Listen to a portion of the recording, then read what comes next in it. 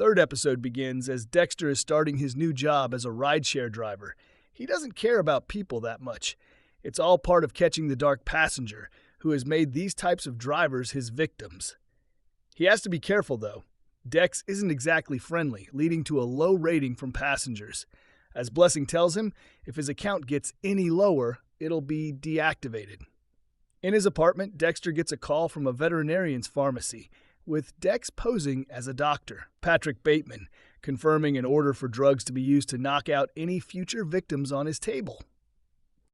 Meanwhile, at the Hotel Empire, where Harrison works, he's being questioned by Detective Wallace about the death of Ryan Foster. Seeing how Harrison killed him and all, he plays dumb, saying he just helped Ryan with his errands. Wallace plays security footage of Harrison helping Ryan take Shauna back to his room. The detective says this is the last time Ryan was seen alive, but Harrison says he helped the presumed couple to their room, then left. Picked up a woman he didn't know at a bar and took her home. Wallace says that Harrison needs to get her name because she's his alibi. When Harrison asks if he's a suspect, she tells him, "You're not a suspect." Dexter has dinner with Blessing and his family, where his wife, having run a background check on her tenant, asks Dexter why he moved from Miami. Dexter also wonders how Harrison would have turned out if he had a loving father like Blessing is to his daughter. There's no time for that, though, because Dexter decides to use the background check website Prudence uses to dig more into the dark passenger, real name Ronald Schmidt, aka Red, and find his address. After seeing Ronald leave, Dexter breaks into his apartment, looking for any trophies. We can immediately see that this is the same apartment Charlie was in during the first episode when she left an invitation. Dex finds the book of driver's licenses in the ceiling tiles easily enough, and now with proof, starts plotting his kill. After calling his work and pretending to need some IT help, Dexter finds out where Red is going to be the next day. Dexter will be waiting there in his rideshare. At the same time, Angel Batista has gone back home to Miami when he gets a call that the truck Dexter stole has been found in New York City. Someone else is about to be on the hunt, too. Shauna's rape kit has come back, revealing that she did have the date rape drug Rohypnol in her system. To Wallace, that means either her attacker drugged her and changed his mind, or someone stopped him and killed him. She determines that Ryan was killed in his room, but he couldn't have been dismembered in the bathroom because it's too clean. It had to have been done somewhere else. Now, she walks through the hotel, listening to the song as she looks for the room where Ryan was chopped up. Very quickly, she ends up in the kitchen and stares at a stainless steel table.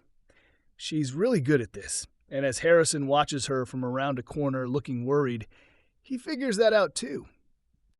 Having heard from Blessing's daughter about how much she loves her dad, Dexter stalks Harrison again, watching him through a restaurant window.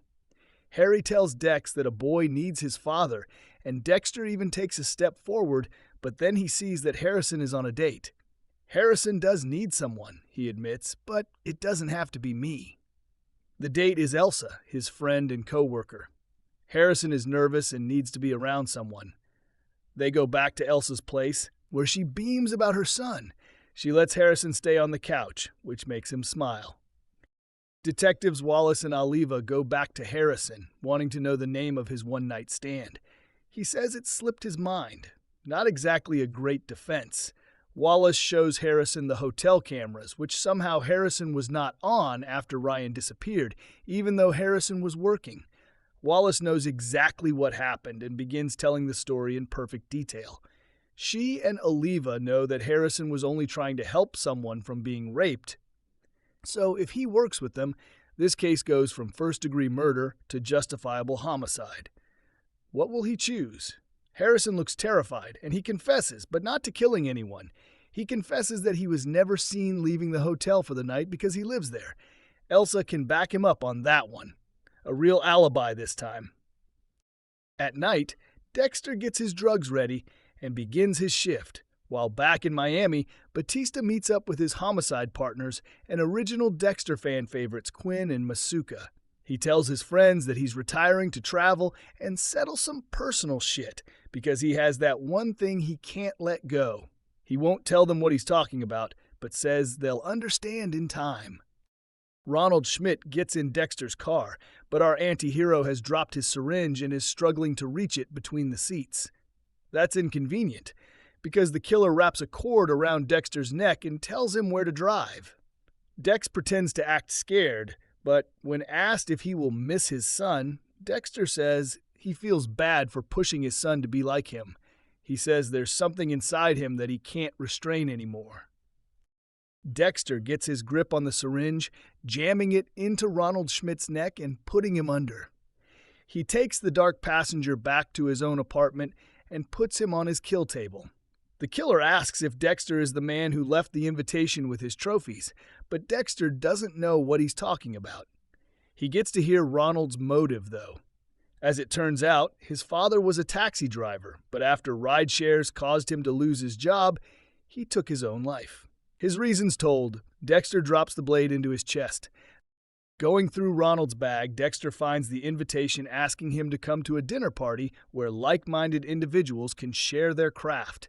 With it are thousands of dollars. The invitation tells Ronald where to go. Is there really a dinner party for serial killers? Dexter wonders. We know there is, as we earlier briefly saw Charlie preparing for it. Dexter thinks his is a path that can only be walked alone, but still there might be room to meet people just like him.